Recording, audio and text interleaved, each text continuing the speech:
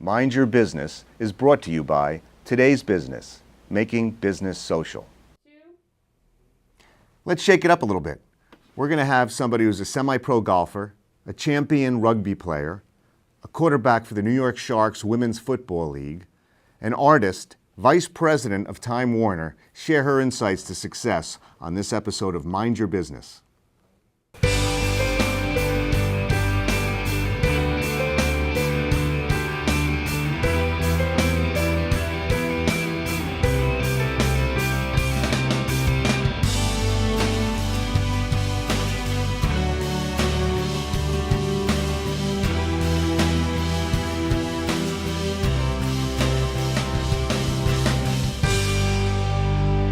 Hi, I'm Barry Farber, and this is Mind Your Business.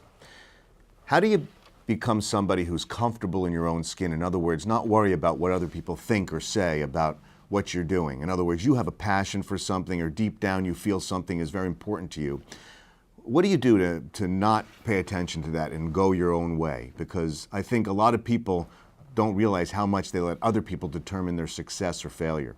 Well, William Danforth, the founder of Ralston Purina, had a book he wrote in the 1920s called I Dare You. And one of the sayings he had in there was, the key to success is to be your own self at your very best all the time. Three things: to be your own self at your very best all the time. At your very best all the time is not easy, but to be your own self, comfortable in your own skin, is what we're going to talk about today, because we're going to have somebody here who's going to share with us about a passion she had growing up in Florida in the South many years ago, where she wanted to play football, tackle football. And as a woman, that was never, unheard of then. And what did she go through? What adversity, setbacks, people telling her she's not doing the right thing, you're better off being a swimmer.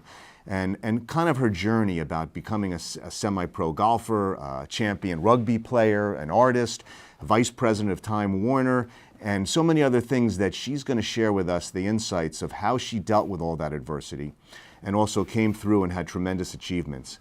And what to say to people when they tell you, what are you doing? You're wrong. You shouldn't be doing that. Nobody does that. Well, stay tuned. We're going to have an interesting show when we come back. Well, basketball and boxing, now football, women are proving that it's not just a man's world when it comes to professional sports. Joining us now with more is a player with the Professional Women's Football League, New York Sharks quarterback, Andra Douglas. Andra, good to have you. Thank you, Neil. So I guess the time has come, huh? You were telling me as a kid you were interested in football. I have always been since I was little. Yeah, and you tried to join Pee-wee football leagues and they wouldn't let you. No, they wouldn't. I wanted to, and that was always my passion and my dream, and I was always turned down. And even though you were better than a lot of the guys. I sure was. We still have a view that football, of all the sports, is still a rough and tumble man's world. How do you shake people of that image? I think that's the hardest part. I think that's going to be the hardest challenge for women's professional football. However, anyone who went to that game saw that we had some great hits, some wonderful plays. The athleticism was really great, and I think we can compete with the guys' football. All right, Andrew, best of luck to you, all right? I saw a couple of those tackles there. I'm not going to take you lightly. Andrew Lewis, member of the Women's Football League.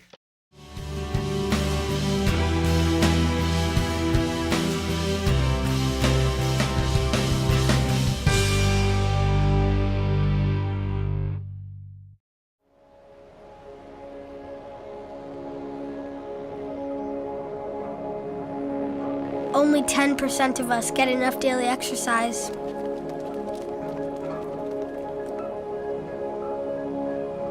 And that number is dropping.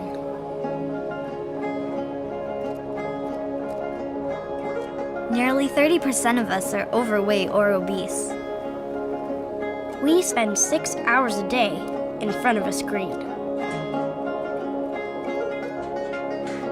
As a result, we now have a shorter life expectancy than our parents.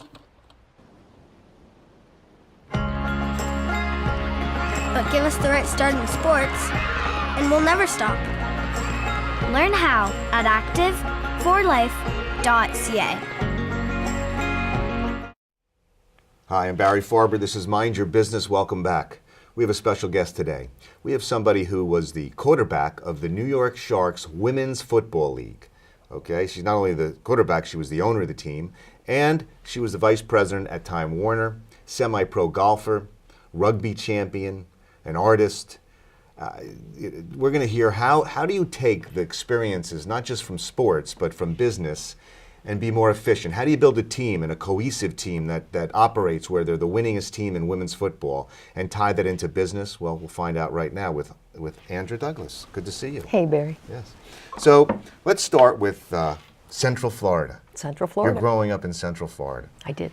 And how old were you when you first had a passion to play football? What started that? Can you give us the little... Oh, it had to be my dad. He loved the Florida Gators, and we were big Miami Dolphin fans. This was before the Bucks were around, so the Dolphins were it. And plus Florida is such a huge football state. So I just grew up, you know, with it I was kind of marinated in football, really. And my dad would take me to games, and it was just, my mom bought me my first ever football jersey. So we ordered it from the Sears catalog. And it was just something that So your mom everyone bought you loved. that. Who bought you the football? Was it your... My grandmother Right, bought me the football. Yeah. So I'm thinking about it, and how old were you when you had the football? You were throwing it around? Oh gosh, 7, 8. 7, 8, okay. Yeah, And you somewhere wanted around to there. play? I obsessed.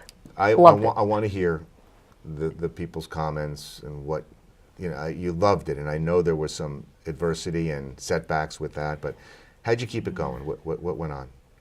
Well, I just, you know, at that age, it was okay because everyone, you're a kid, you do, you know. It wasn't until I got a little bit older, even 10, 11, 12, where it became a little bit more difficult. The boys were like, I don't want a girl on my team, and just things like that. And fortunately, I could beat the boys. You could throw the ball. I could throw, Right. catch, I could outrun most of them. So It what was happened fun. when you started doing that? You started outrunning, you know, the boys in football, and you were the quarterback out throwing them, and Yeah, yeah. Well, you know, pretty soon it became, well, it was acceptable because I was better than them. Right. So it was just a fun thing. Every afternoon we'd get together, and usually up at my house because I had a big field by my house, so we would all play. You know, that was like the football field. Right. And it was just a given that I was going to play. What can you tell people who, there's women today, you know, that there's a huge, you know, indifference, sometimes equality, whatever, and they're trying something and they're being shot down, and you know, I think you would go through more adversity trying to be a football player, and I'll talk about where that went to with the most winningest team in women's football, but what did you go through? Any adversity, and what do you tell somebody who's going through the same thing? Well, it was difficult because it wasn't normal, whatever normal is. Right. And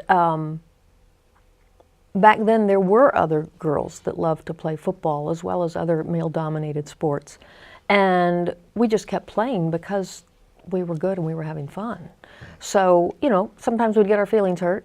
You know, oh, you can't play, or I don't want you on my team. But it was still something that, I think people, when you're good at something, you just continue to do it, no matter what the obstacles are. If you truly enjoy it and it's a passion, and this is what I did, along with some of the other girls, we, you know, grew up and just kept going.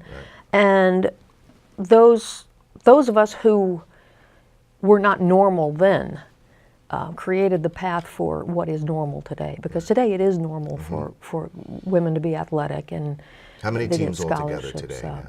In the tackle Yes. league, there are over 100. Over 100. Over 100. Right. And you're the winningest. New York Sharks is the winningest. New York Sharks are the longest operating and winningest team. So and before we come to New York, when you moved to New York and that transition there and so forth, then you played golf. You're semi-pro golf. I did. Before that, and rugby. Played rugby too, Why? Just because I couldn't play football. okay. You know, actually my grandmother bribed me to play golf. It was one of the smartest things she ever did.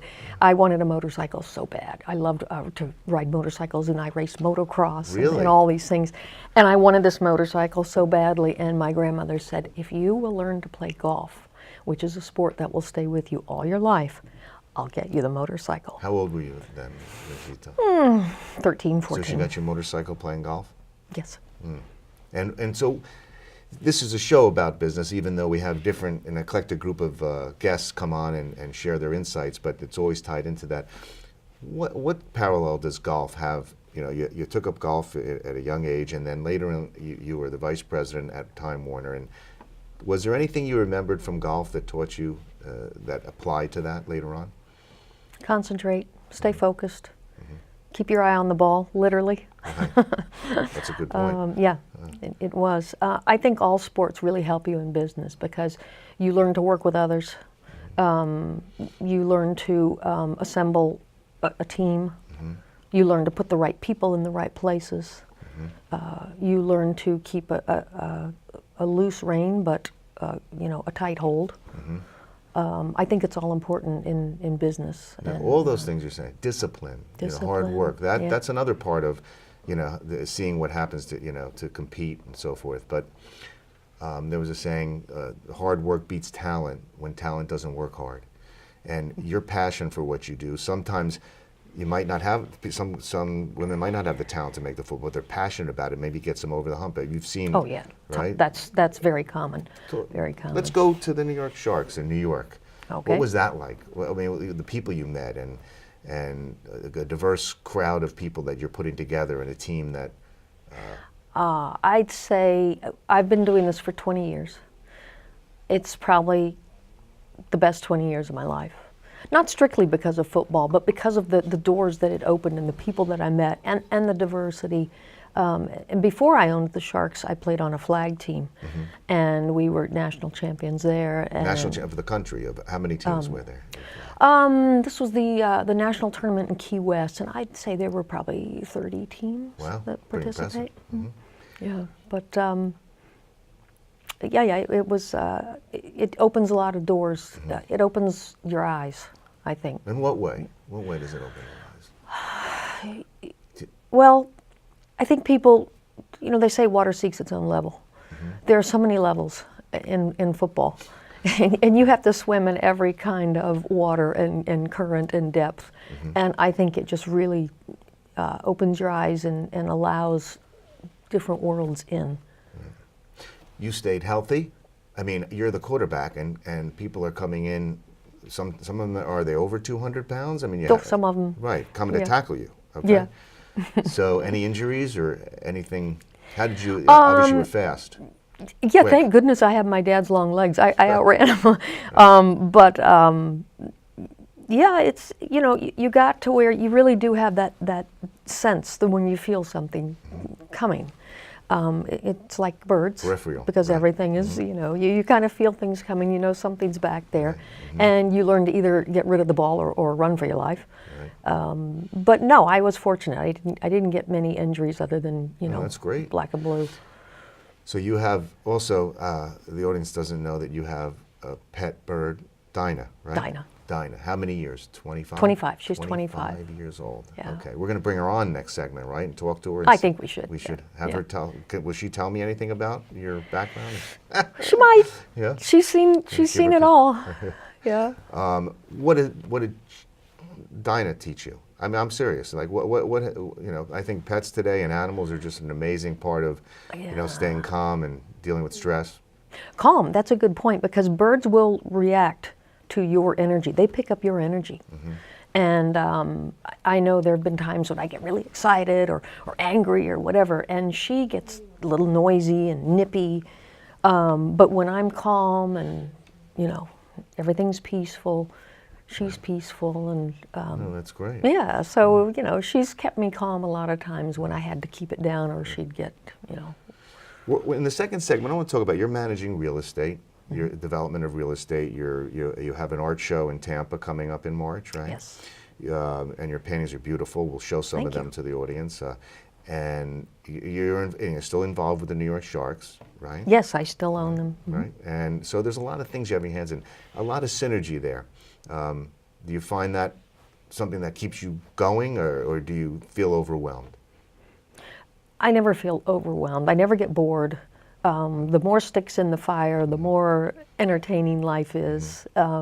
Sometimes I can't wait to go to bed at night because I can't wait to get up and you know, start again. But yeah, I've got a lot of things going on, but somehow they all tie in. They really do. Yeah. When we come back, I want to get into all the business part too of running a football team, a women's football team, and the controversy that goes on and the obstacles I know you've had. Lots right? of them. Okay. And we'll be right back with Andra Douglas, QB of the New York Sharks women's football team, owner and entrepreneur, and everything else you could probably imagine. Be right back.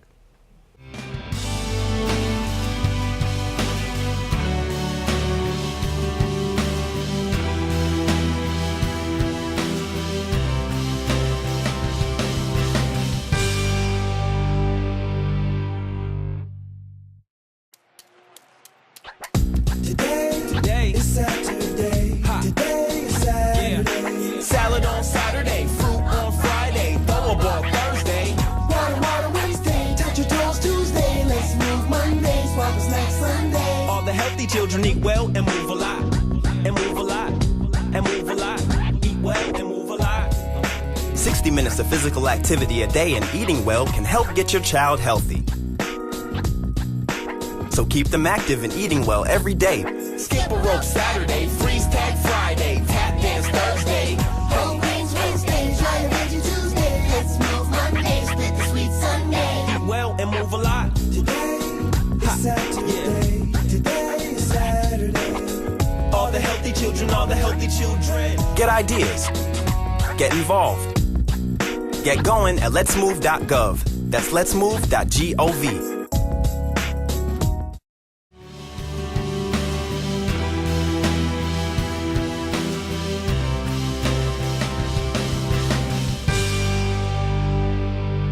Welcome back. I'm Barry Farber. This is Mind Your Business, and we're with Andra Douglas and a new special guest we're having on, Dinah. Welcome, Dinah. Dinah is eating your hair. She's preening me. Preening you. Yes, Yes, making that's- sure everything looks right for the show. Really? Oh, yeah. So that's your makeup artist, huh? She is. How long have you had Dinah? Dinah's 25, 25. and hopefully she's a Senegal parrot. And what's that? She's from Africa. So she's 25, and I hear that they live to be anywhere from 25 to 50. So I'm hoping the 50 side of it. And I have something for. Do you think she'll take a piece of cake Oh, now? you could try it. She does 'Cause I like know cake. Dinah likes to eat Come her on, cake. And Do you want that? Oh yeah. oh, look at that. She's tasting. You can give it to her. She'll hold it.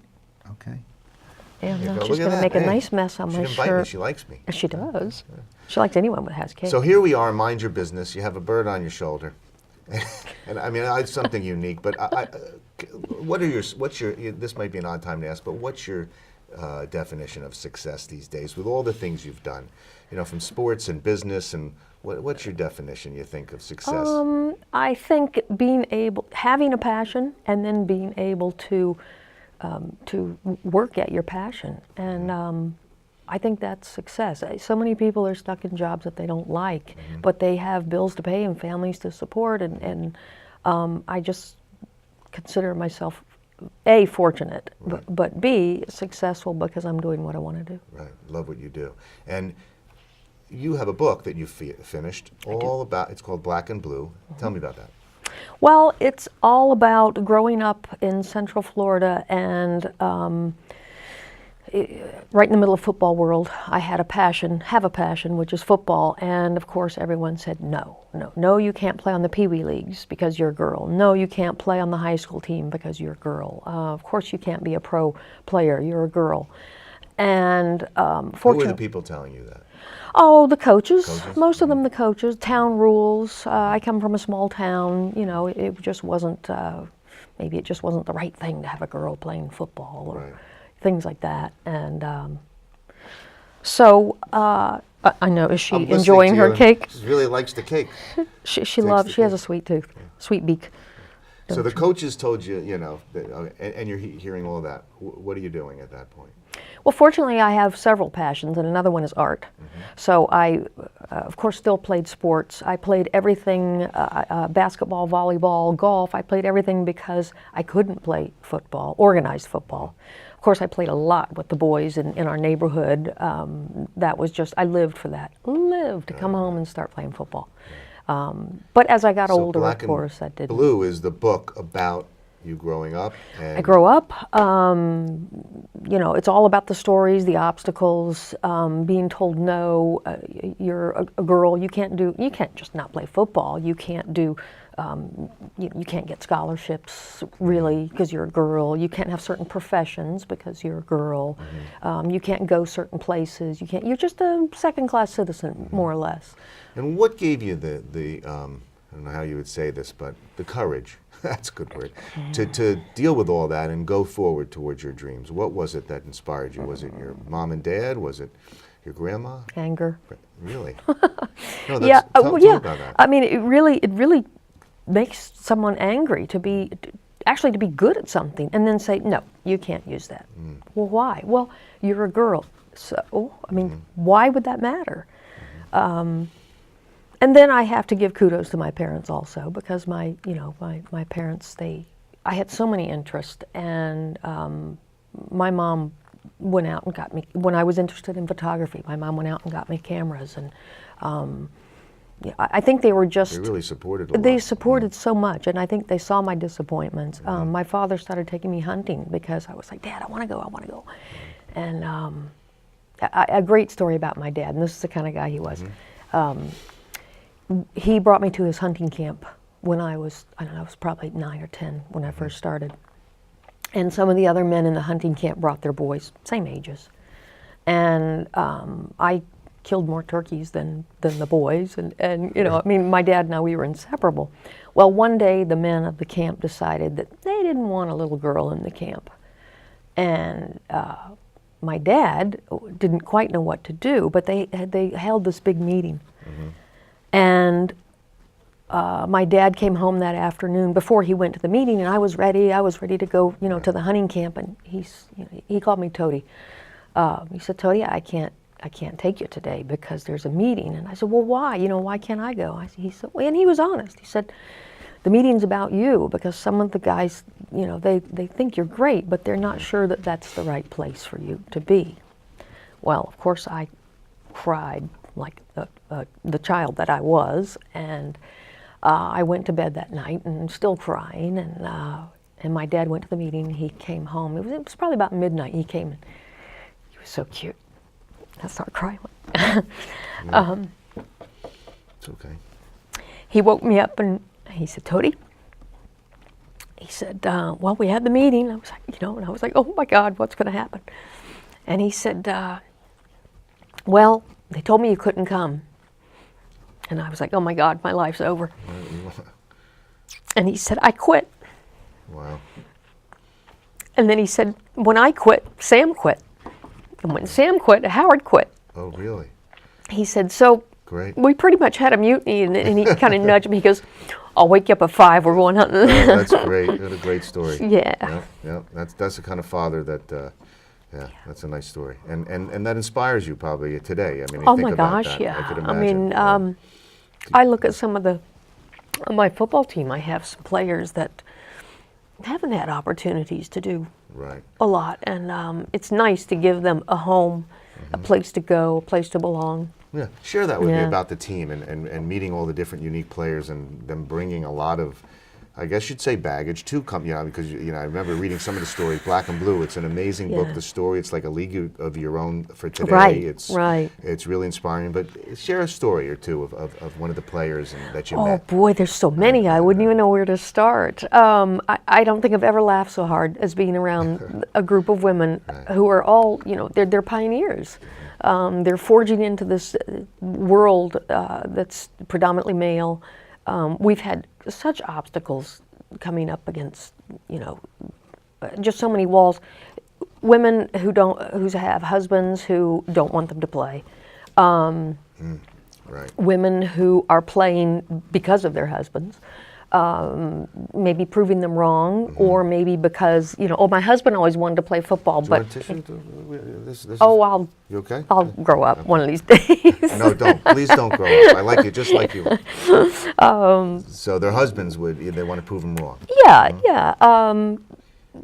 There's just been so many different stories. One of my players came to me one day and she said, Andra, I'm not going to be able to finish the season. I I said, oh, what's wrong? And she said, well, my doctors have found that I have stomach cancer, and they suggest that I not be playing tackle football. So, of course, we were all very upset and still supportive, said, you know, stay with us and just be on the sidelines, hang out with us. And she goes, no, I can't be around it if I can't play.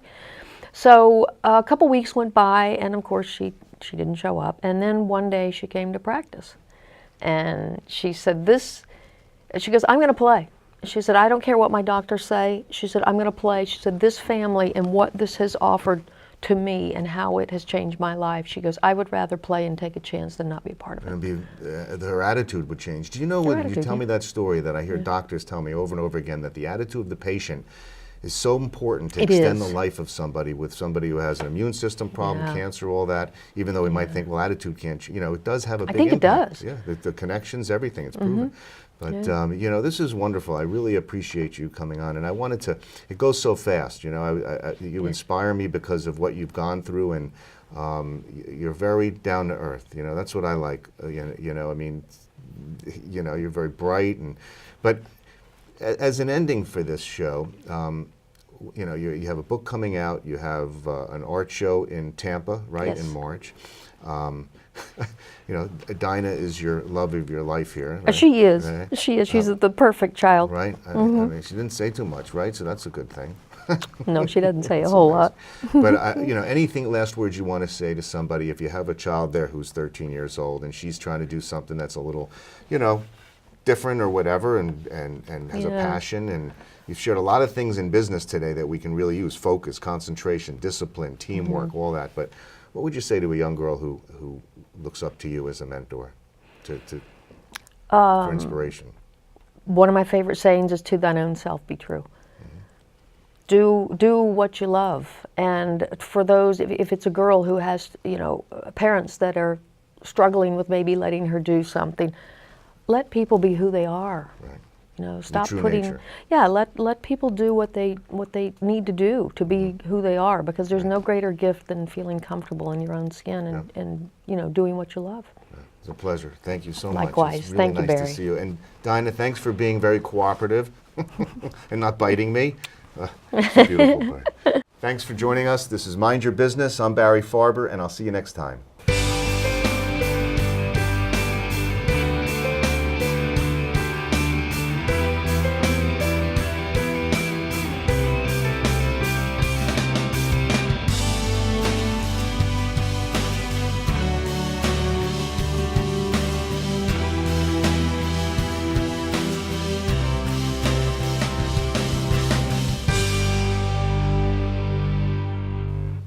Mind Your Business is brought to you by Today's Business, making business social.